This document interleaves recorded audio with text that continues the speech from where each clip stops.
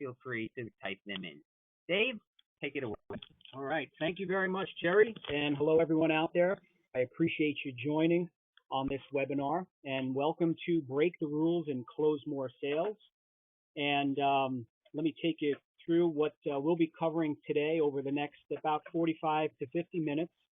We'll talk a little bit about some of the common sales challenges that people have out there.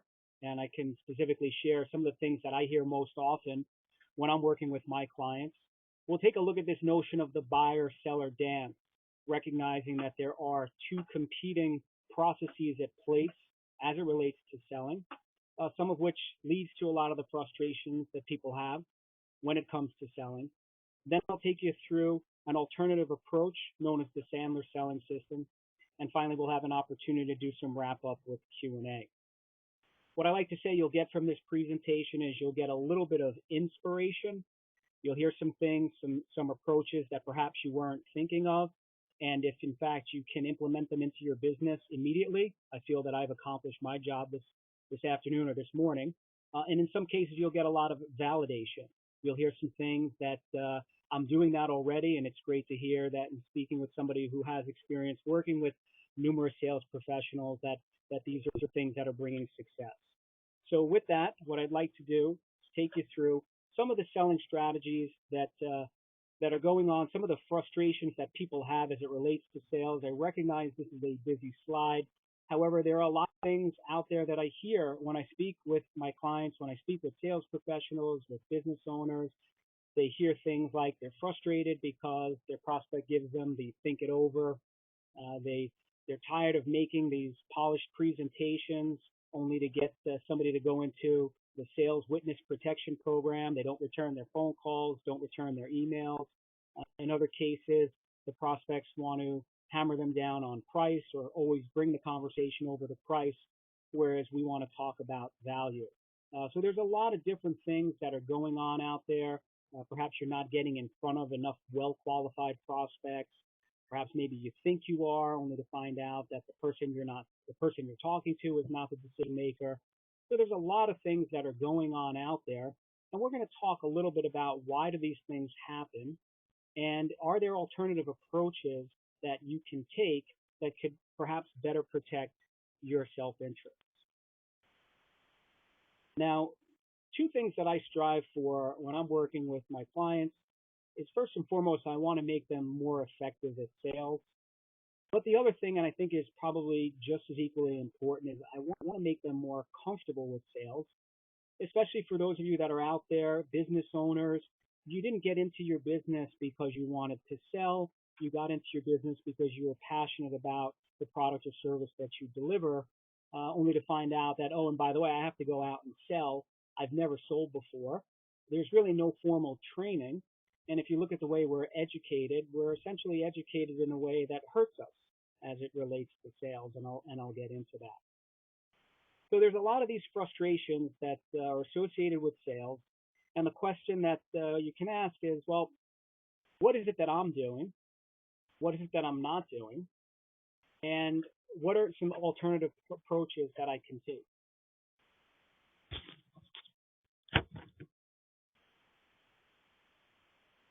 So here's a few things that in Sandler we work with our clients. First and foremost, this notion that salespeople are professionals. And when you come together with a prospective buyer, you should really be thinking of it as an equal exchange between two professionals. But oftentimes what winds up happening is you look at your prospect as they are the almighty buyer. They're up here. I'm the lowly seller. I'm down here. If you've ever heard the golden rule, he who has the gold makes the rules. But I believe that selling should be an exchange of two business professionals where the prospect must qualify for the sales professional's time just as much as the sales professional is qualifying the prospect. And in many cases, prospects won't qualify for your time. Stalls and objections should not be part of the selling process. And probably most importantly, wishing and hoping is not part of selling. If you are addicted to hopium, meaning if I do this, or if I say that, or if I send in this proposal, my prospect will do this, I like to say that you're probably hooked on a bit of hopium. And so the key is to take wishing and hoping out of the process, and again, getting back to an equal exchange of two business professionals. So let's take a look at the buyer-seller dance, conflicting strategies in the sales arena. Now, depending upon how you sell or how you were trained to sell, oftentimes many people don't have a formalized background. They're kind of winging it. They do one thing, it works for a little bit, they tweak it, and their strategies get developed over time. But just as much as buyers have a system in place, sellers have a system in place, so do buyers. So let's take a look at the salesperson's typical strategies for developing selling opportunities. Usually what will happen in the beginning of the process is there's some form of a fact finding. Perhaps maybe it's through a website lead, perhaps maybe it's through a cold call, maybe it's through networking. When you're the seller, you're ultimately trying to generate some form of interest in your prospect. And if you're able to hook your prospect enough, then perhaps the prospect will be willing to sit down with you. Maybe it's through a meeting, maybe it's over a phone call. But here's the part of the process where we're going to be doing a lot of fact finding. We're going to do an analysis. Perhaps we're going to do a needs assessment. From there, once we've uncovered prospects' needs, we've done a needs analysis, we've done a good job fact finding, oftentimes salespeople at this point will present a value-added solution. And depending upon your world, this might look like a demo, this might look like a presentation, perhaps this might look like a proposal, especially for those of you that are in the RFP world. And you spend a lot of time and effort on those proposals because let's face it, you're the expert, you know your business, you know the market. And salespeople are really, really proud of their presentations. They're really, really proud of what they're able to share with the customer. Let me build credibility. Let me show them my expertise. Let me show them what I know. And once I've done that, I'm going to do what's called a trial close. Ask for commitment. Ask for the contract. And in a perfect world, we get the business at this point. Well, we know that this isn't a perfect world. And what typically happens is that we start hearing things like, wow, that was a great presentation. Wow, I really liked your proposal. You really know your stuff. What we'd like to do now, though, is we'd like to go back. We'd like to create a feasibility study. We would like to take it to the board. We're looking at 3 other vendors. Well, it's not exactly the right time. And we call these things stalls and objections. And if you're worth your weight in gold as a salesperson, you're going to handle them. And so oftentimes during this part of the process, we're going back and forth with our prospective buyer. Prospect says, well, the time isn't right. Well, I know the time is not right. However, have you thought about this? They might say the price is too high, and they'll say, I understand the price is too high, but considering the value. And so there's a lot of this handling the objection handled back to you. Prospect said, yes, but. And so we move into the final part of the process where we're doing some form of a follow-up, whether it's a track down, whether it's a chase. Now, for those of you that are listening, this might be the process that you follow, right?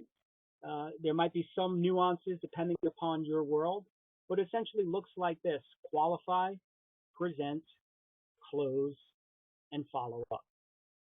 Qualify, present, close, and follow up. Now, not to say that you can't close business this way. You can certainly bring in business, and many of you have generated revenue following this process. But what I'd like to do now is I'd like for you to think about it from the standpoint of your buyer, because just as much as we have a process as sellers, our buyers have a process. And depending upon, again, how much experience you have in sales, you might find that you're following your buyer's system more often than they're following yours.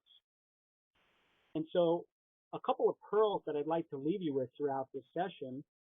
And the first one is that when it comes to selling, you should have a process in place, and one that is just as good, if not better, than that of your buyer. Because when you think about buyers, there's good buyers and there's bad buyers. What do I mean by that? Well, if you look at the slide, the first buyer that you see up there is what I like to call the legitimate buyer. This is somebody that has needs, This is somebody that has wants. This is somebody that's willing to sit down with you. They're serious. I like to say that these are mine to lose. Of course, you have other buyers. There are buyers out there that are looking for your price. They might be looking for your price for a couple of reasons, but the one that I hear most often from my clients is that they're really looking to get your price because they had no intention of leaving their existing vendor or existing supplier.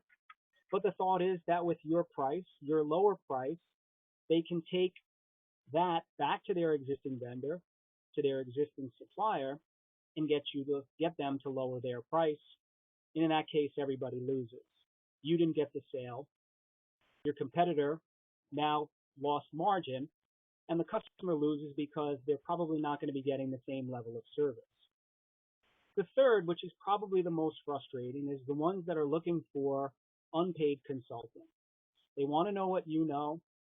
They want to take that information and they want to implement all of your ideas and suggestions. And the only problem is they don't want to pay you for it. The challenge is that most buyers, when they come to the table, don't announce themselves. No one's going to say, well, I'm a legitimate buyer. No one's going to say, I'm just looking to get your unpaid consulting. So as a seller, it's really, really hard for us to understand what exactly their motives are. And as I mentioned, your prospects play by their own set of rules. One of their first rules is that they play cards close to the vest.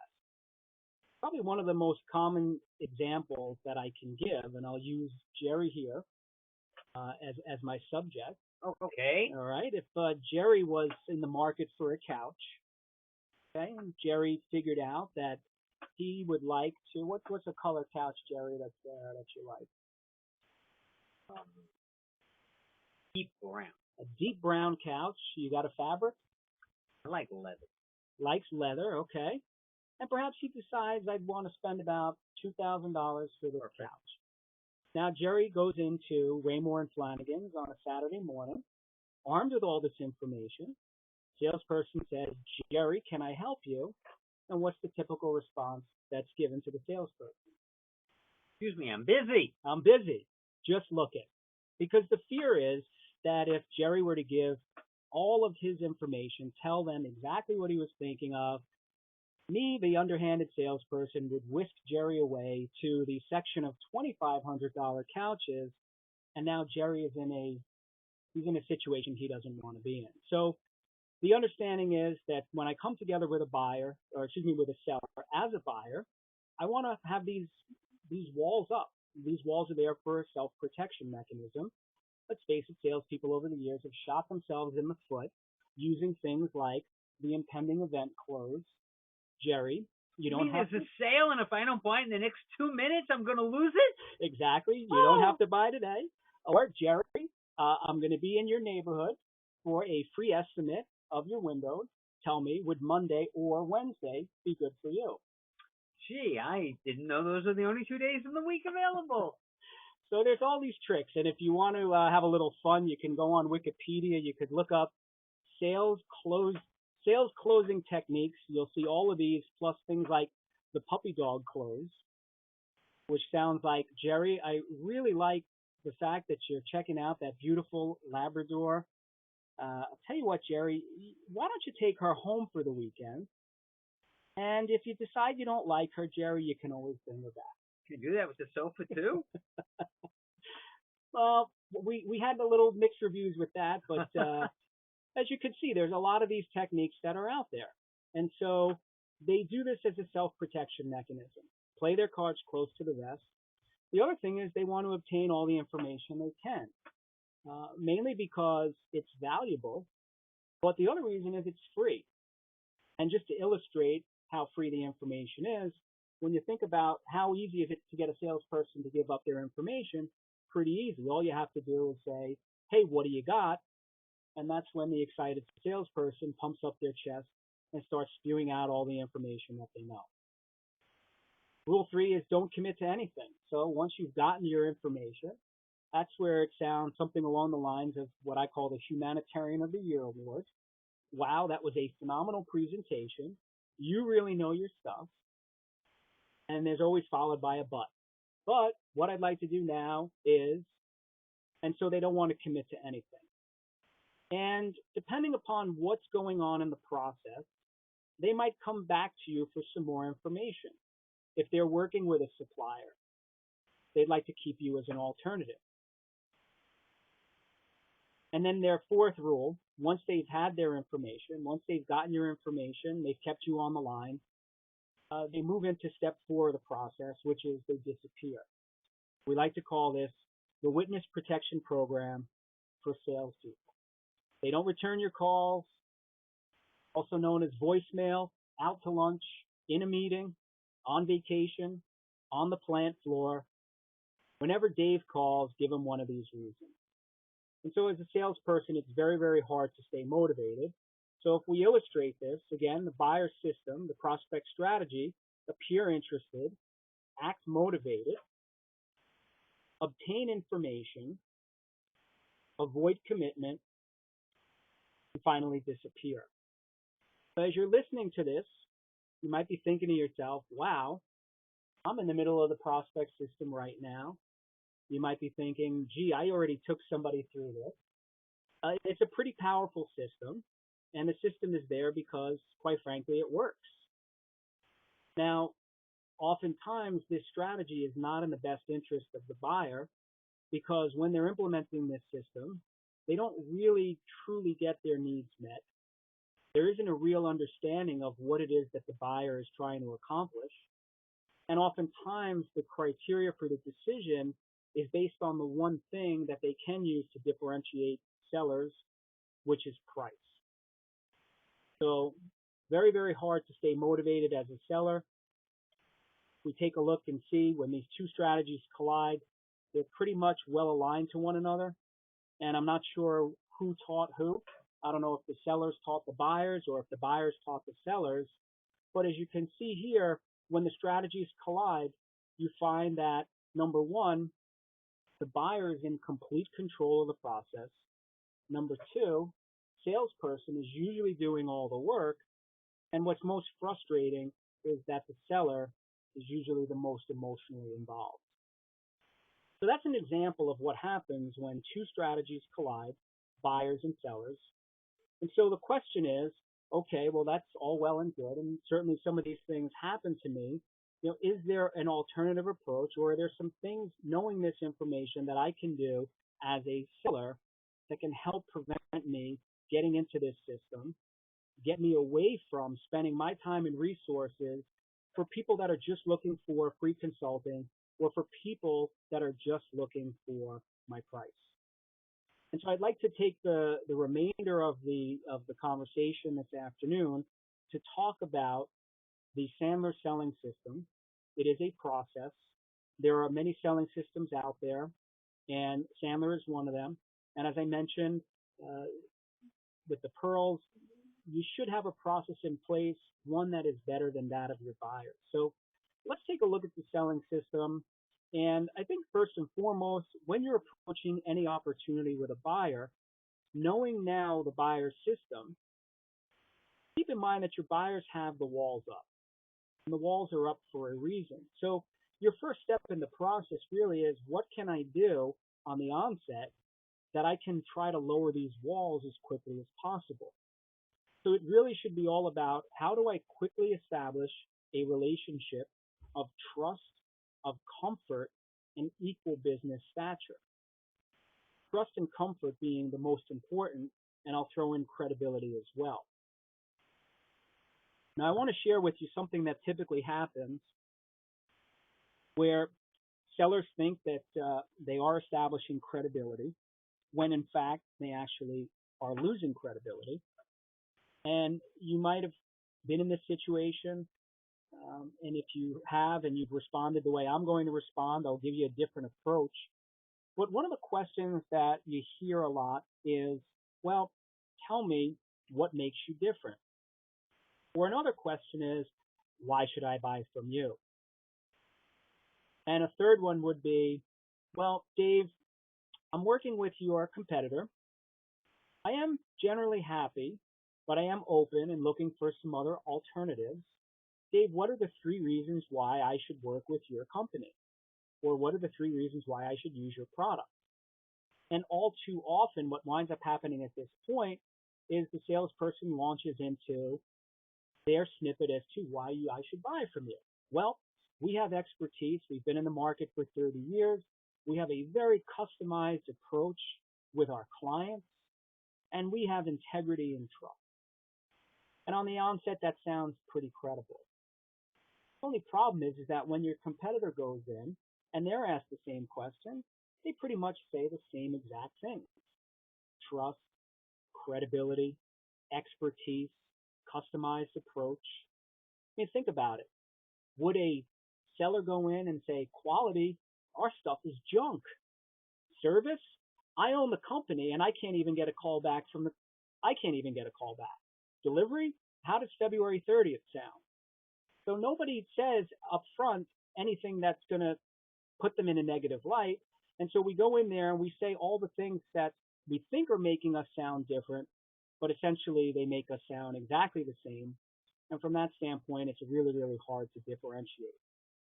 So taking an alternative approach, thinking from the mindset of the buyer, that same question can be rephrased in a way that as a seller will help put you on a different path, a path of one where you are establishing more credibility with your buyer.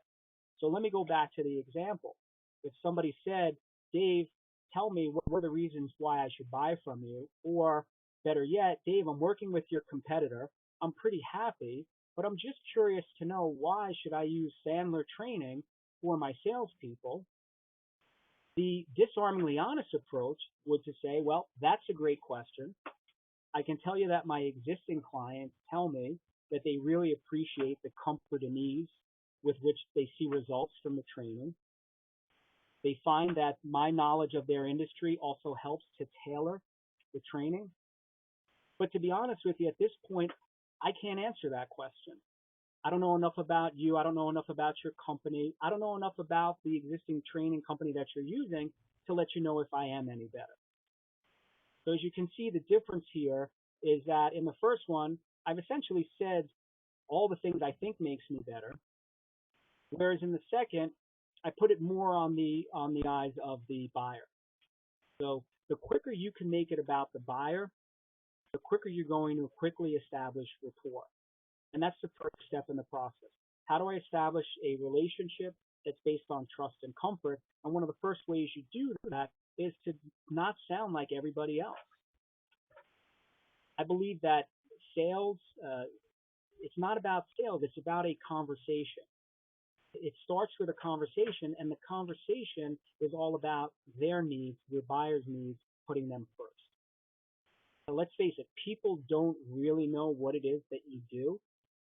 What they're buying is trust and conviction that you are going to help get them to where they need to be. So tear down the walls from the beginning, establish an environment of trust and comfort. You're not a fit for everybody. And let's first start off with a conversation. Now, I hear sometimes, Dave, that's all well and good, but my buyer expects me to know their problems and what I can do to help them. And I certainly can understand that. A way you can phrase that if you go in on a sales presentation is you can say, well, let me take a moment. Let me share with you some of the challenges that we work with for some of our existing clients, and serve up a menu of issues. Tell me, are any of those things going on in your business? So I think the key is that while it's all right to understand what their issues are, the goal is you have to get your prospective buyers to voice their challenges, because no two issues are the same. So once you've established bonding and rapport, the next step of the process is to create this notion of upfront contracts. And what upfront contracts are is a series of mutual agreements that you make between you and your prospective buyer. As I like to say, selling is something you should do with people, not to people. So let me give you an example of an upfront contract. In the example I used earlier, if somebody says, I'm currently working with your competitor, tell me why should I work with you, or what is it that makes you different? My disarming honesty says it's a great question. I'm not sure at this point. I don't know enough about you. I don't know enough about your business to answer that. Let me make a suggestion. Why don't we back up, take about 15 minutes. It'll give me an opportunity to ask you some questions, find out a little bit more about what you're currently getting with supplier A. It'll give you a chance to find out a little bit more about us, the types of clients we work with, if we are any different. And at the end of that conversation, we're going to figure out one of two things. The first is that we're a fit. On the other hand, we might find that we don't do anything better. So by setting upfront contracts, mutual agreements, time, agenda, outcomes, again, helps you to create that level playing field with your prospect.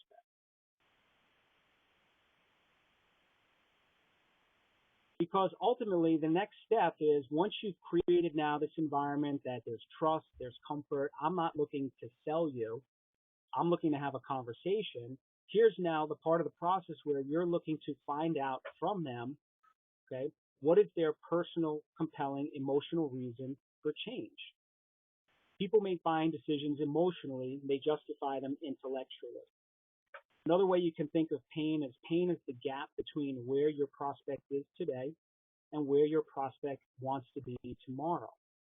But if you don't find their pain, and pain is not just surface, pain is several layers deeper, that is your ultimate goal on the sales call, is to find out what is the personal, emotional, compelling reason for change. And questions like, tell me, how long has this been an issue? What have you done about it in the past? How has that worked out? Have you given up trying to fix the problem? How is this affecting your organization? How is this affecting you personally? So there's a number of questions that you can ask, and as I like to say, your value as a salesperson is more about the information you get rather than the information that you give. So pain is all about a discovery process, helping your buyer to see the problem.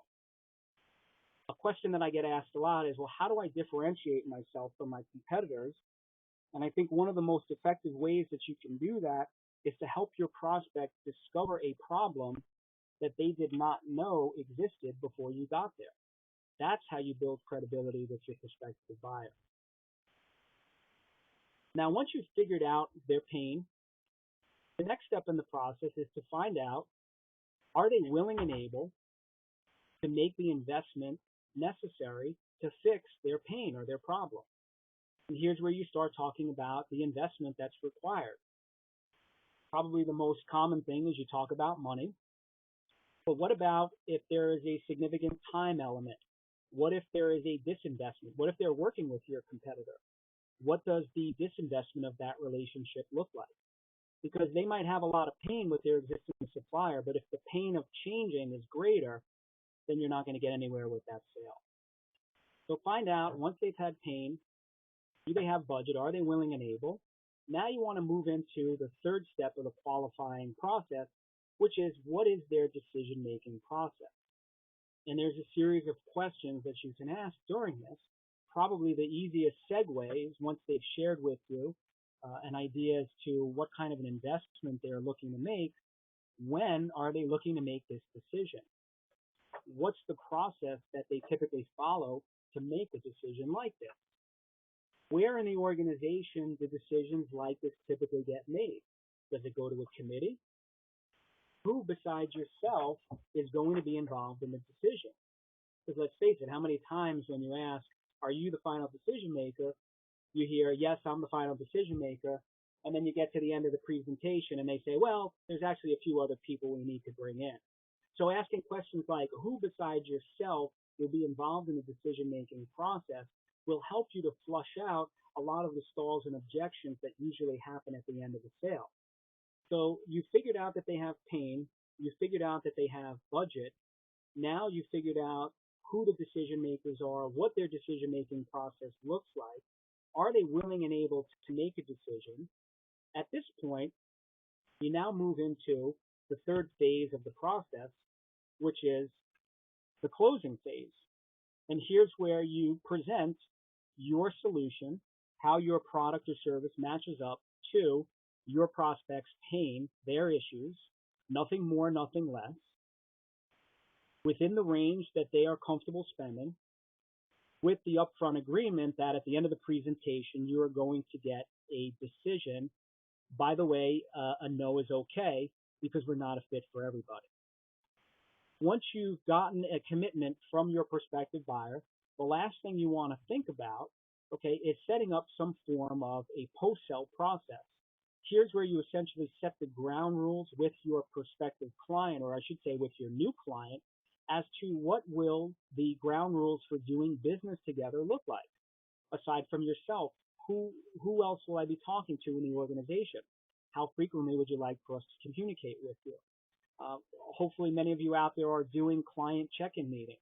Here's a great opportunity for you to talk about what those check-in meetings will look like. Because once you've now established the ground rules for what doing business together looks like, you've now entrenched yourself into that client for the purposes of the following. One is for a long-term relationship.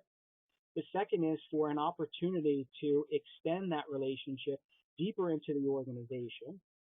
And the third, which I hear oftentimes many people are uncomfortable with, which is how do I get referrals from my clients? Well, one of the ways you can do that is by setting the ground rules for doing business together in the future and setting an effective upfront contract as to what asking for referrals looks like. So the steps in the process, again, starting off with creating an environment of trust and comfort and equal business stature. I'm looking to have a conversation with you about your needs. Not sure if I can help you. I don't know enough about you and your problems at this point to answer that. We're not a fit for everybody. Let's see if in case we are a fit.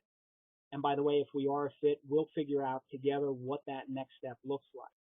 Once you've established that environment, the next step is to truly understand, does this person or does this organization have a problem that my product or service can fix? Secondly, are they committed to fixing it? And third, and most important is, am I the best possible solution to address their problem? And once you've gone through that, you can now present your value-added solution with the upfront agreement that you will get a decision. And by the way, a no is okay. And when you do get the yes, you then move into the next phase of the process, which is to set up what the ground rules will look like for doing business together. So there's a few Sandler rules that I'd like to share with you as we close this out, and we'll open it up to questions. But when you think about bonding and rapport, people tend to do business with people they like and trust. Trust always starts with me as the seller putting the needs of the buyer before mine. Upfront contracts, inspect what you expect. Another way to think about that is don't do anything unless you know what is going to happen next. I often hear times that people say, that sounds great, Jerry. Why don't you send me a proposal? And then the eager salesperson goes ahead, puts together a proposal, sends it off with the hopium that they're going to get a response. Don't do anything unless you know what's going to happen next. Somebody asks you for a proposal. I'd be happy to do that. Let's pretend I sent you over that proposal. It said A, B, C, D. Tell me what would happen next on your end. And if you don't hear anything that remotely sounds like a legitimate buyer, then this is where you have the opportunity, you have rights in the process to respectfully decline at this point. Once you've established that environment, when it comes to pain, again, no pain, no sale. So if you've had a good conversation with your prospective buyer, you find out that there really is no pain, well, guess what? Move on. Disqualify. Get your no right away, rather than wait for it to come several months later. If they have pain but they don't have money, guess what? No sale. Move on. And when it comes to decision, there should be no mind reading. There should be no mutual mystification.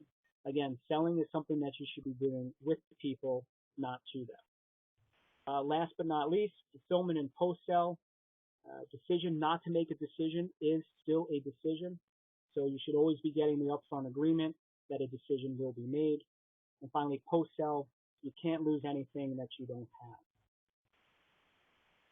So in closing, I want to give you three things to think about. As I mentioned in the beginning, you must have a system in place that is better than that of your prospect. The second is, if you don't want to be treated like all other salespeople, don't act like them. Be disarmingly honest. Let people know up front that you're not a fit for everybody. Not sure if you're a fit for somebody at this point. Let's figure out together what that would look like. And last and most important is that your information is your greatest piece of leverage. As you saw with the buyer's system, their step two is to gather your information. So your challenge as a sales professional is to hold on to your information for as long as you can, because once you've given up your information, you've given up your leverage, and now your buyer is in the witness protection program. So with that, I'd like to conclude. I'd like to thank you for your time. My goal at the beginning was to give you a little bit of inspiration, a little bit of validation, and I hope that I gave you both. If anybody would like to get some more information, specifically some of the content that I covered is available as a white paper, which you can download at my website. If you'd like, please email me, and I'll go ahead and send you that link. And for those of you that are on Twitter, I'm available at Sandler Dave NYC. I do push out a lot of content.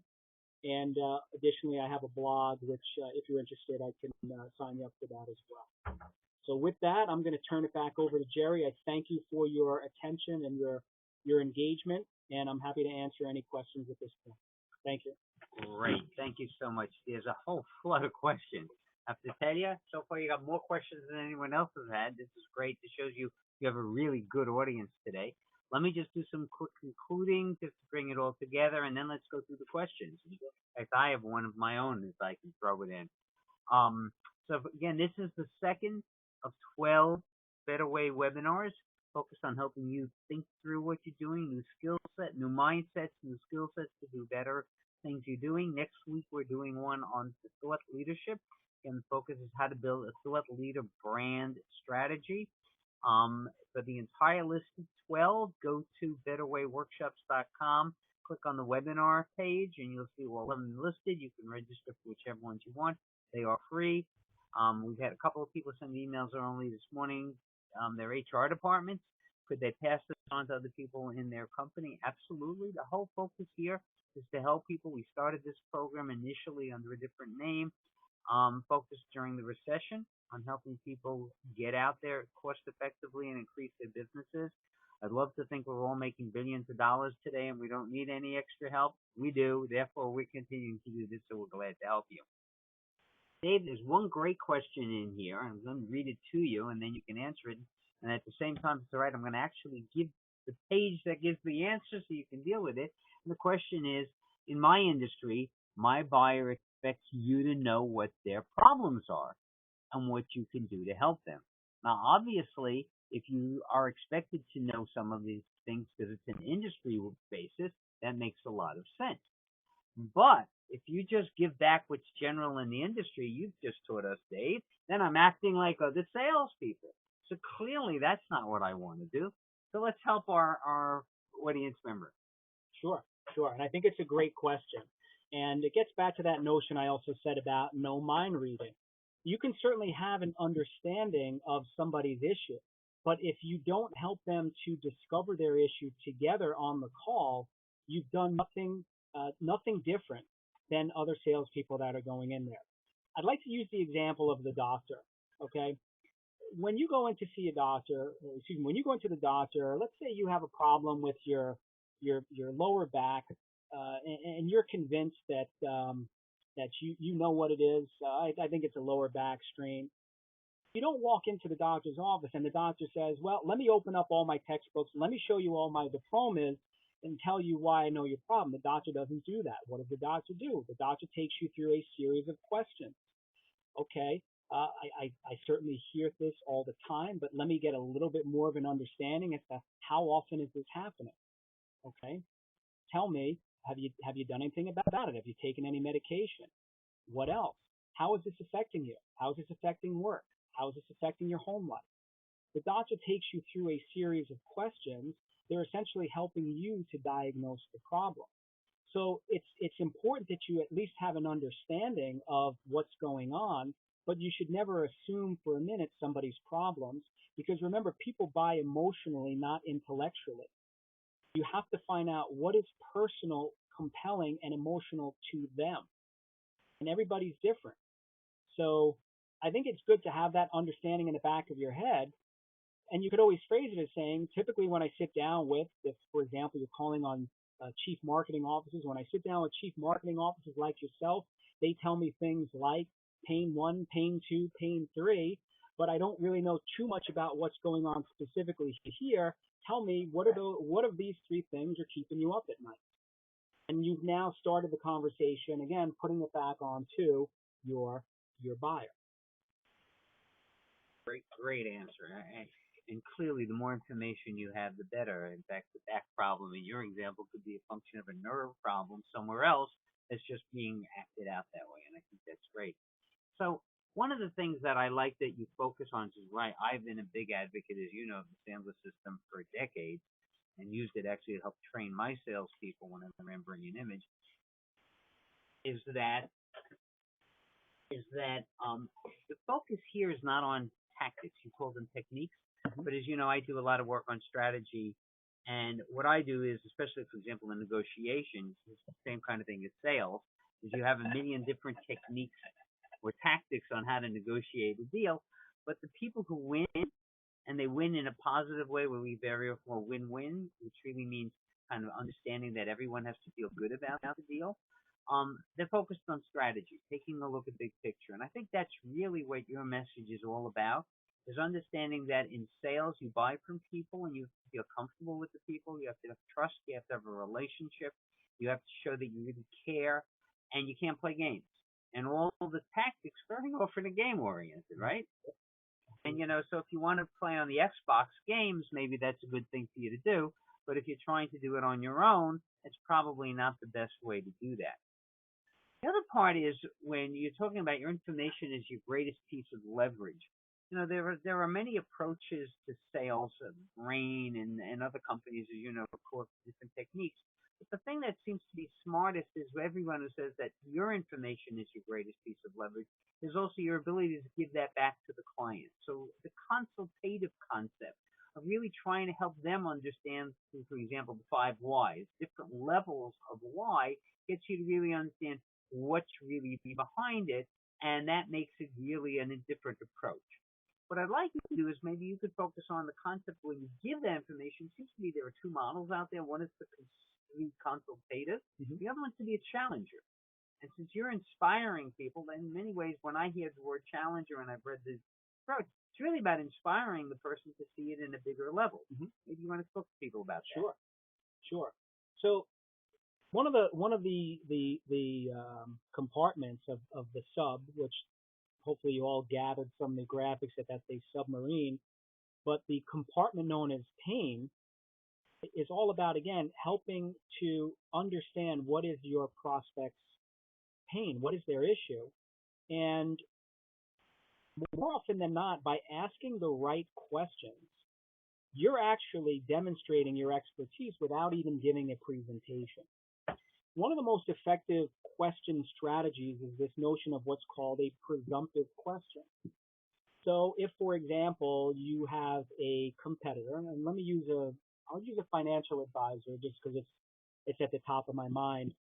And so this financial advisor calls in and we'll oftentimes hear, we have a financial advisor, we're good.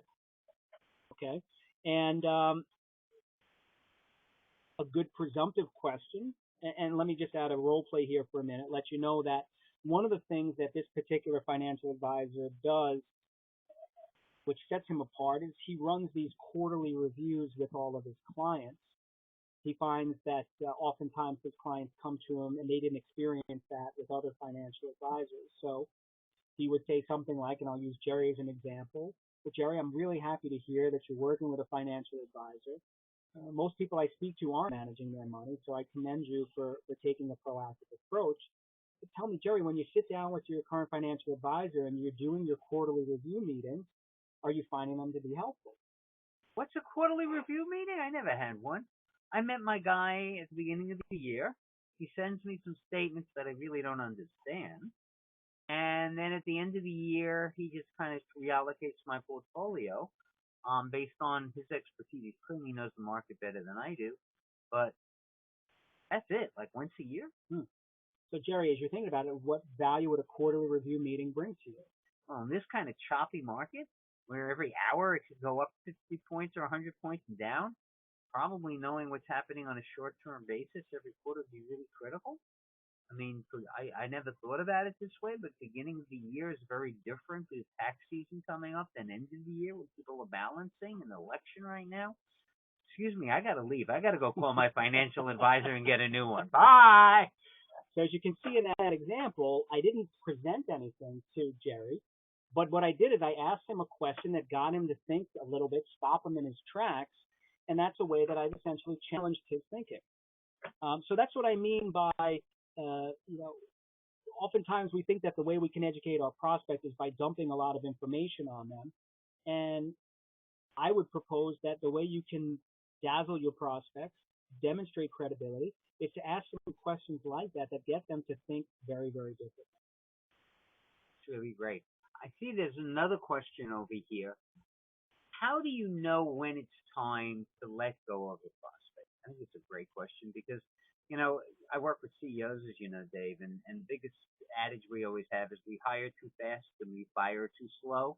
Well, in sales, I guess it's the same thing. People fire their prospects. How do you know when it's time to get rid of the prospect? That's a great question. And so there's a couple of things to think about. Probably the thing I hear the most from my clients is that they are too emotionally involved in the sales call. In fact, you hear so many times, go for the yes. For those of you that watch the movie, Glengarry Glen Ross, Alec Baldwin's famous line, always be closing. We're trained you want to get the yes. And if your mindset is, I want this to be a yes, you're going to hold on much, much longer. So one of the ways that you can find out when it would be time to let go is to establish an upfront agreement in advance of the conversation. And say something like, Jerry, at the end of the conversation, we'll figure out one or two things. One of them, Jerry, is that I might not be able to help you. And Jerry, if that's the case, are you okay if I tell you no? That's a great way to do it because that way I have permission to say to you, I'm really not going to buy right now for whatever reason. Yep. So if you don't give your buyer permission to say no at the beginning of the process, the longer it goes on, the more they're going to feel uncomfortable. And that's where they're going to start to avoid and they're going to go into hide, or they'll say, no, but wait, but no, keep me on your list. Okay? So if you let your buyer know up front it's okay to say no, it relaxes them, and it gets rid of a lot of the wasted time. No, I like what you're saying because if you remember, I mentioned to you yesterday, I had a very unusual experience of my own. I did presentation training and workshops, so I had a corporation, a giant company called. It turns out I checked my database because I learned from you how to use the CRM well. On 217 we spoke, and he wanted me to train the senior executive team. And when I answered all of his questions, and at the end I said, would you like a proposal? I didn't offer one. I followed your rule of asking. And he said, don't. He said, because I need permission from management for us to really continue on this. And if I don't get it right now, I don't want to waste your time. Which right away told me this is the kind of person I would really like to work with because clearly he's only going to bring the right people to this meeting and they'll get the most out of it. And I did a little bit follow up. If you heard anything, and he said no, but when I hear, I'll let you know. And I left him alone. And 2 days ago, Monday, I get this phone call saying, do you remember me? And I did, because when you find a nice person, you tend to remember them. And so he says, well, we're having a super executive meeting. We're bringing in people from all over the world who are coming in December. And we were thinking of making them stay an extra day for your presentation training workshop. And you had thrown out a really unique approach to do it. And I'd given him an idea of how to handle 50 people and 80 people all in one day. And so based on that, I said, I'll get you the proposal the next day because I kept the notes and I didn't put pressure on him. He felt very comfortable. And last night at 11 o'clock, I get it back. Just want you to know I'm looking at my stuff. I've got your proposal. Thanks a lot. We'll let you know. And I'm pretty sure this one's going to come through because I've met his needs, not about just training the executives, but also his needs within the company of showing he's in control, he's taking care of them, he's mastering them, and his feeling that he didn't want to be, harassed. Mhm. So I think what you're saying here makes a lot of sense in here, and I really get it. Yeah. And the other thing, Jerry, as I listen to you, you use a lot of emotional words. And remember, people buy emotionally and they justify their decisions intellectually. The fact that you're able to reach his emotional level, his emotional reason for buying, is another reason why you're doing business with him. Well, that's because you've trained me to think that way. I So that's actually, great. Jerry already had the training. But that's great. So listen, everyone, let me take you to the next step then. At this point, if you have additional questions, that's Dave's email. That's his phone. You can call him. You can also send an email to me at any time. It's jcon@betterwayworkshops.com, or we have for all the team members, it's called Team at Better Way Workshops, and I'll just send it along to each member so they have it. We wish you better sales for the rest of this year. I want you all to close on a high in this fourth quarter. That's really our goal, which is why we do this in the fourth quarter, and wish you a phenomenal 2015. Regardless of where the economy is, people are going to buy. Always remember that. The question is whether they buy from you or someone else. With this kind of skills and insights from Dave, you're going to be able to make it you, and that's good for you and your family. I will look forward to seeing you next week as I introduce a speaker who happens to be me, so you'll get to me for the whole hour. But after that, we have actually two other speakers coming in the week after on anti-aging lifestyle issues that I think we're all concerned about, because most of us, God willing, will live to maybe 100. We need to think about how do we handle ourselves and stay fresh to do it. And the week after, a digital marketing agency, Joe Opfelbaum is coming in and speaking about that. Phenomenal company, phenomenal expert, a thought leader in his area. And so it's, again, our privilege at Better Way Workshops to bring in some great people. I do want to remind everybody that if you have a topic that we didn't cover in this series of 12, send an email and let us know. We have someone flying in from Utah on March 12th already for the next series that we've started to put together. So we're always open to new ones. Someone's asked, will I do one on negotiations? I haven't done it in a while. I will put together one on negotiations and how to close deals that work for everybody. So we're always open to new topics, and we're glad to help you. With that, we wish you a better way and great success, and we want to thank you again for attending, and we look forward to seeing you next week. If not you, at least some of the people in your